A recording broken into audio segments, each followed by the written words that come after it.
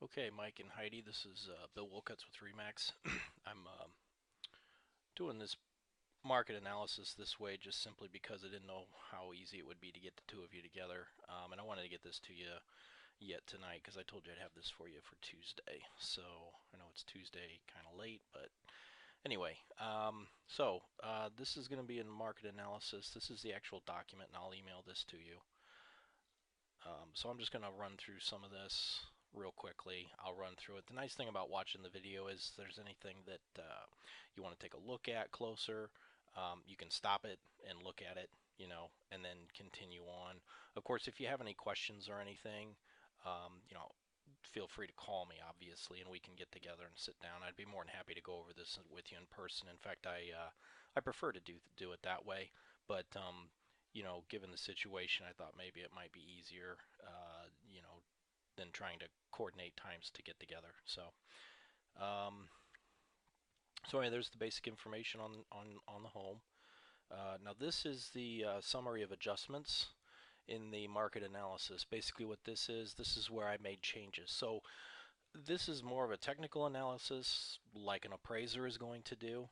So I'll take a home that sold near yours, same area, something similar in size and bedrooms, bathrooms, so forth, decor, features, ranch, two-story, basement, whatever it is, and look at it, and then I say, okay, well, this home sold for X number of dollars. Here we have like water type. This particular property was on a pond, yours is not. So the parentheses is a deduction in price. Therefore, I took $2,000 off because that house was near a pond and yours is not. The other thing is here, like fireplace, $500. Maybe it had I think one property had a half bath where you have a full bath. You have two full baths. They have one and a half. So I took $500 off of their, or added 500 to your value, to theirs. So basically, like for instance, here you see the price sold for 110. I took away 2,000 because yours did not, and then I added 3,000 for this cumulative days on market. So that brings the value to comparatively 111,000. Now, one thing I will say is that pretty much all of these homes had a more had a decor with a little bit more character than yours does. I think with your house, the paneling in the one room might be a little bit of a drawback. And then I think the other issue is, which we talked about, was the fact that there really isn't much color in the house. Everything's mostly white.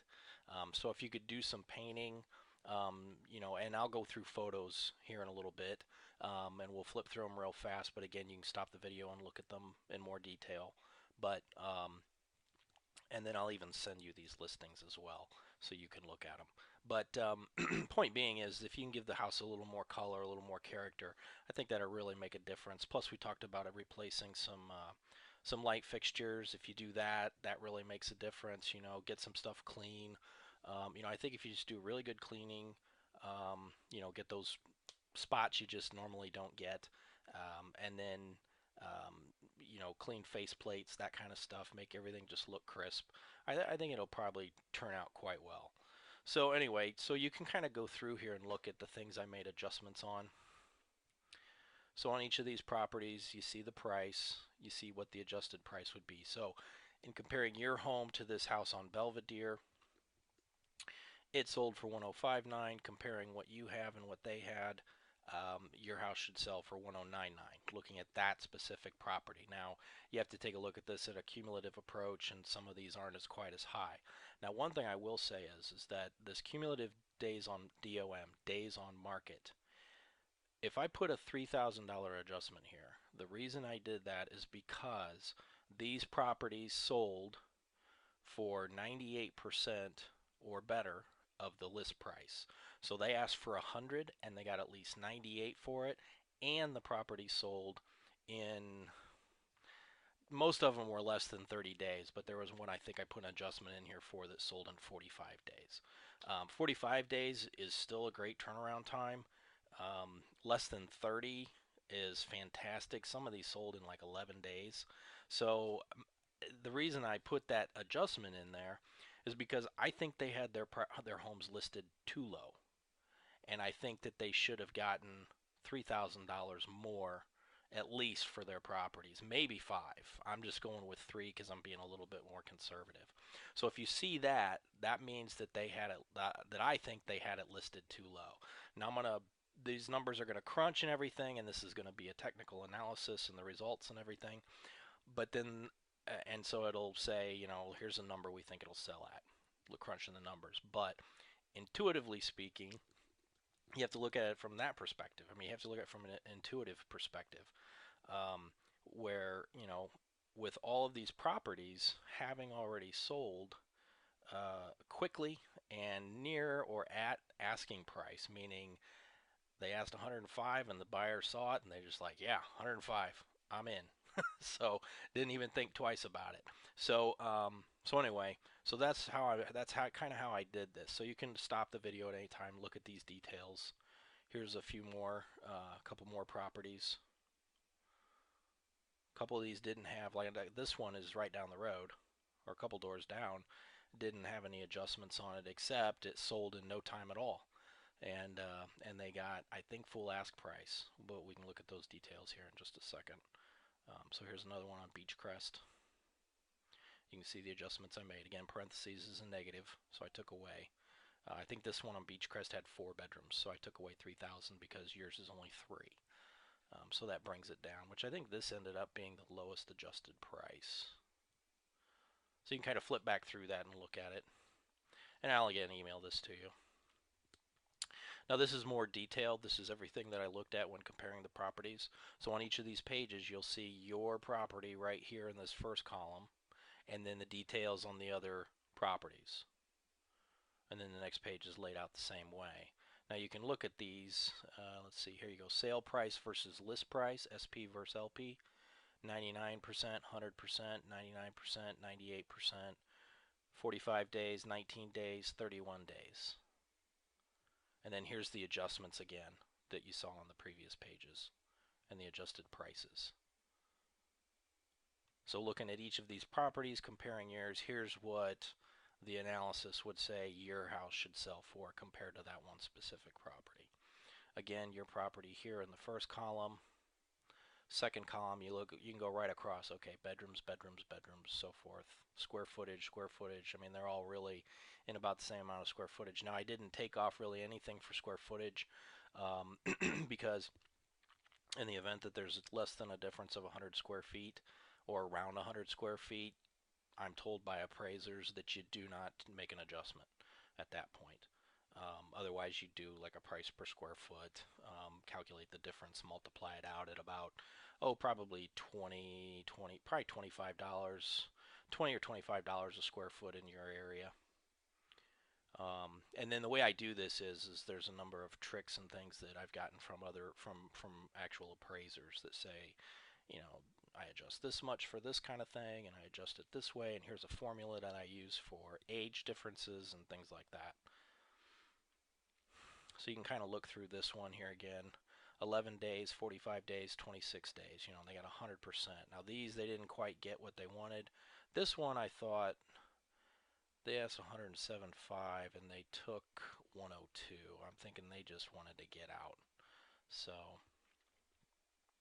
plus I can tell you, by looking at this, it looks like you've seen some appreciation since you bought your home. And I think that probably happened just within the last 2 years. So here again, your property and then these other two. So you can pause, take a look at this if you want to kind of sift through these details. And you can again see the adjustments that I made. Total full baths, there was a difference there. Outbuilding. Total bedrooms, that was the one. This one, yeah, this was a 4-bedroom home on Beechcrest. So hopefully that gives you some idea. And then here are the adjusted prices. And this is data that was pulled from the listing when you bought the home. So that's why you see this $93,000 price here. So that's data pulled right from the old listing. Here's a summary of statistics, your high, low, average, median, so forth. Average 104.5, sale price 102. I don't know. I still think too many of these houses sold too quickly and too low of a price. If they sold fast and got full ask, they could have asked more. So here's some other details. Puts the specifics on there. Here you can kind of see, the basic square footage, sale price, list price. Here's 3 of them. They got 100. 2, they got 99%, and another one they got 98. Typical percentage on sale price versus list prices. Usually you can expect 94 to 96, maybe 97. That's just kind of typical in the market that we've had prior to this latest improvement in the market. This is just a fancy graph. It makes us look smart. I suppose there's a number here, the average selling price. Yeah, that's probably about it. The only really worthwhile number looking at there. Average days on market, 25 days. Price analysis. Here again, low, average, and high. Just kind of puts it into a graphical perspective for you. Adjusted price analysis. So here, this number I think is probably the better number to look at, this 105 right here. That's probably where you'd look at this and go, well, okay, looks like 105 is probably about what you ought to expect to sell for. And that could be accurate because I did put in those $3,000 adjustments, but yet again, if I had taken those to 5, it would have bumped that up a little higher. And I think maybe, I would have asked at least 5 more than what they were asking, but you don't know that you would have gotten it. Now here's a map of the area. Here's your house, the little black marker right here on Queensbury, and then here are where the properties are located. Now I'm not real familiar with differences. Sometimes you hear people talk about crossing railroad tracks. Sometimes we see that from neighborhood to neighborhood because one neighborhood will just have a better quality of house throughout the neighborhood than another, or there could be something else about the neighborhood that just kind of brings it down a notch or two. So you take the same house, you build it here, and then you build it across Laymeyer, and you get 2 different prices. That does happen. So, but from what I can see here, the market's just kind of on a rise at the moment as far as what you're getting on a sale price. So here again, you can reference these numbers and see which of these properties are located and where they are. And I only looked for sold homes. I did not include Arlington here at all. This area, I drew a line here and over here and just drew a big block. So that's where I pulled all these from. And these are all in pretty close proximity to your house. Okay, so next thing to take a look at, I want to go through some of these properties with you. Let me find them here. Okay, so these are the properties that I used in the analysis. And I'll just go through here and we'll take a quick look at the photos. I'm not going to go into the details. I'll send this to you. You can look at these whole listings. Now you won't get this detailed of an email from me, but you can look through this again yourself if you like. Now this house is much older, but as you look at these photos, you'll see this house is just really impeccably taken care of. I mean, it just really looks nice. And there it's on a pond. Nice big backyard, hardwood floors. So you can see some of these things, dual sinks there. Some of it's a little outdated, but they've kept it pretty well up, That's really nice looking. That kind of makes the whole thing pop, if so to speak. Really jumps out at you. So that's a pretty nice house. Very appealing. Let's see here. I think the next one I skipped. Yeah, because that was on St. Joe Center Road. Okay, so here's Belvedere. Looks nice on the outside. Decent landscaping. Here again, we talked about your landscaping outside. I think if you could just clean that up a bit, make it look clean cut. Doesn't have to be fantastic, um, but just nice looking. The mulch you've already put down is a huge benefit. But you can kind of see some of these colors. Just giving a house some color will definitely work much better. It gives it more character.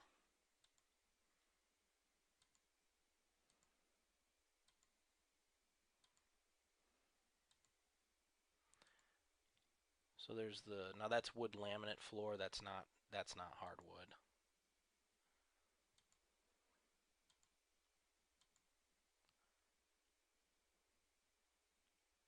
And then, for showing the house and staging it, you can see in these houses, this is how you kind of want to make your house look if you can.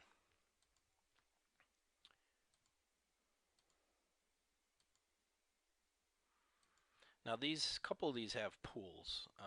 Pools don't add any value to a property, whether it's above ground or in ground. A lot of times, and it's got to be a situation where somebody just really wants a pool. I mean, somebody could spend $20,000, $30,000 on a pool and put it in. It will not add a dime. An appraiser will not give you a dime for value, um, because some people want pools and some do not. Thing I always tell my buyers when we go out looking at properties is, don't get too excited and go, oh, hey, that's great, and it comes with a pool. Well, what I tell them is you need to make sure you want a pool because you have to take care of it. And if you really don't want it, it will become the bane of your existence. So a lot of people really get tired of it. And then above grounds will really deter people sometimes because they'll just want to take them out, and it's a hassle to tear them out, take them down, fix the yard.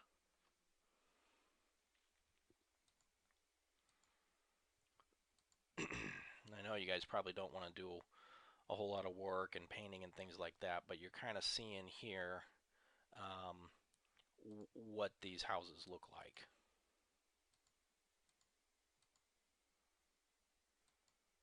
I'm just kind of flipping through them quickly. I mean, look at some of these houses, the way they've got things set up. I mean, a lot of this is staged, and a lot of people don't live like this, but when you're there as a buyer, it makes you want to stay and maybe go for a swim.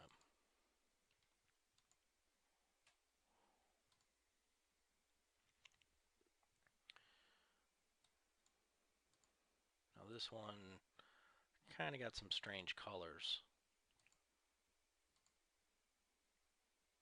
Yeah, not, eh. Sometimes having no character is better than bad character, but okay, so that's enough of that one. Let's see here. Now this one,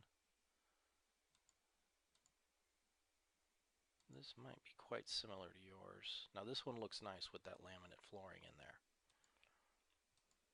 which obviously you're not going to do, but I mean, just get those carpets as clean as you can.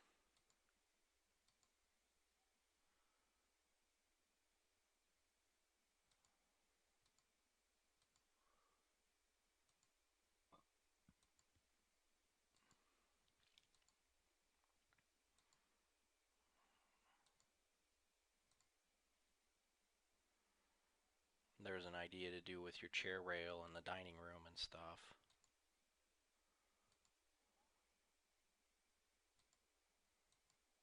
Okay, okay, so I think you kind of get the idea. Now here's the one on Queensbury, just down the street from you. Not real exciting on the outside. Nothing really jumps out at you, but inside is pretty nice.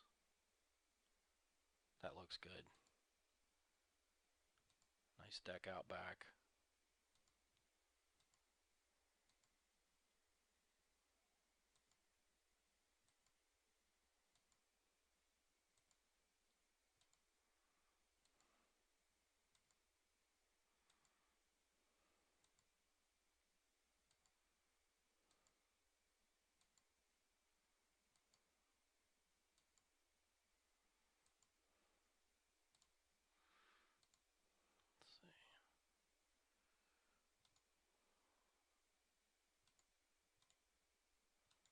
Now this looks like it might be a repossessed home that's been remodeled.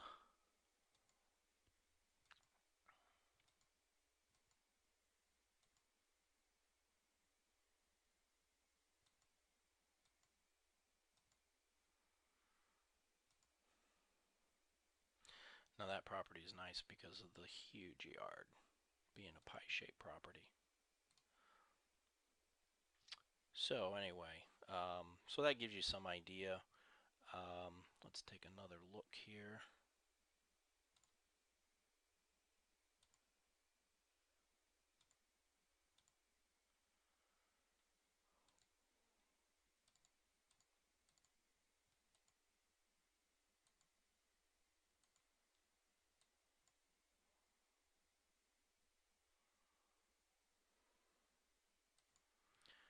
So,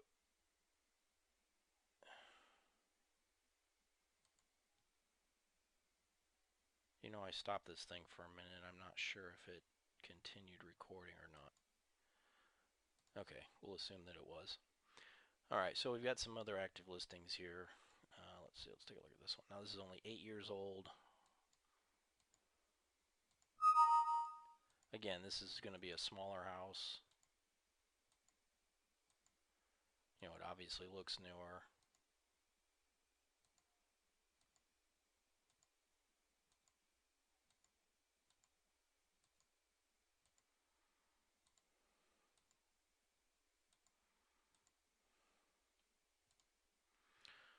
So that's listed at 1099.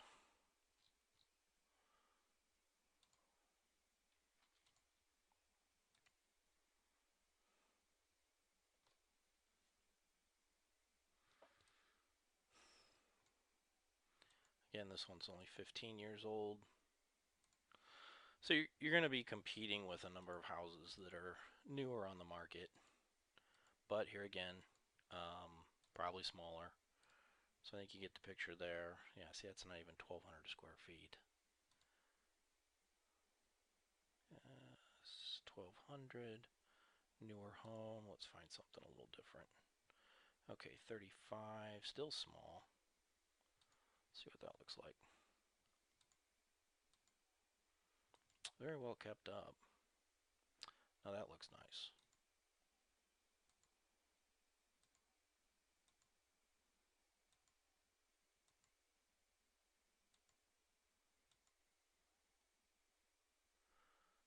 Stand-up shower.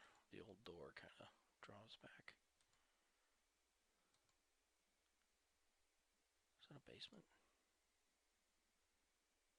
That looks like that might be in a basement. Let's see. Yeah, 700 square foot basement, so very small, but 109.9. So there you're competing with a house that's on a basement. But then again, you do take a look at location. So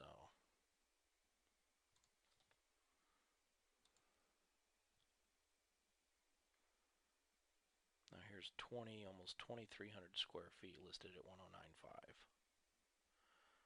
Hunter's Point.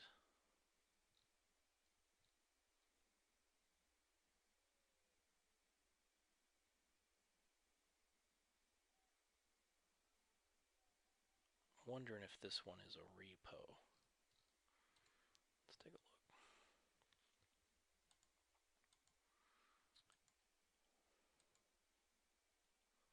Oh yeah. I think this one is, they destroyed this carpet. Yeah, these people were, oh, okay, so they are living there. These people have been hard on this house. Look at that. You can see the patch holes on the walls. The carpet's a mess. And the thing is about carpet is, looking at it through photograph, it's difficult to see carpet that is worn. Stains like that, if it's got stains like that, it's been pretty beaten on. There's one 1,600 square feet, 107.9.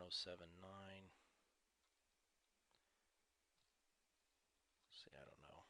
That's kind of a tough one.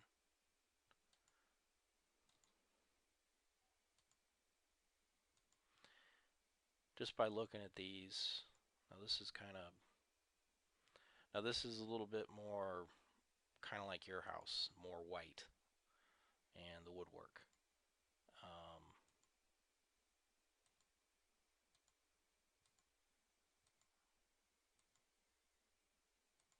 Now if this had more color to it, I think it'd look a lot better. So I would say by looking at this, the active listings, looking at the sold comparables, um, I think the house would appraise just fine, up to 110 probably. I don't think that would be an issue. But I think that looking at the active listings that are available out there, I think that you're probably, I would say probably list at 1099. And depending on what you do, you kind of have a judgment call to make. Do you want to do the painting and stuff like that to really kind of bring the decor up a bit, give it some character if you do the right colors and stuff? I think it'd really make the house look really nice, and I think that's your best bet to get kind of top dollar. Now, what that top dollar is, I would probably say it could be at least I would say it could be 105 if you do the right things to the house. But do you want to do all that work?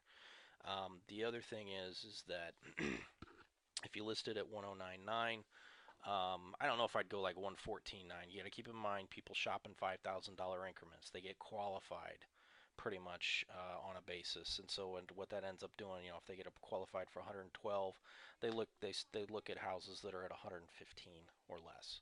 Um, so you could start out at 1099. I don't know that I'd go 115 just because I don't think you're going to get anybody to write you an offer above 110.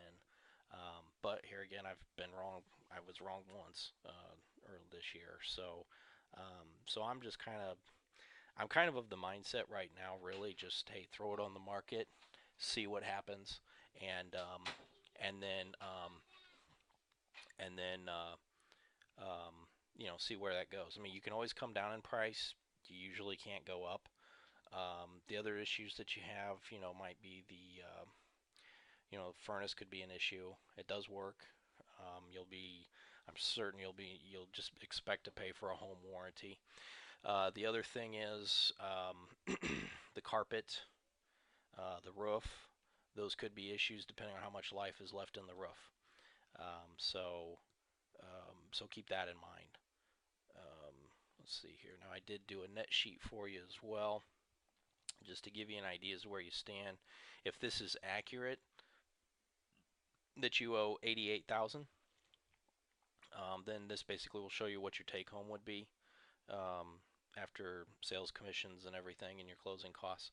So at 1049, you have this column here, and then 1099, this column here, and here are all your charges. Basically, you would deduct your 88,000.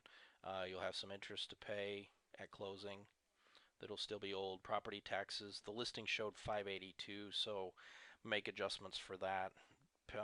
Payments are made every 6 months, so you pay half of that amount every 6 months. We're in June, well, May, June, so either your taxes are going to get paid now, or they'll at least be paid by the time you would close on the house. So you'd probably owe 2 installments back to the seller, which should be a credit. 300 for a survey, closing, recording fees, your share of the closing fee.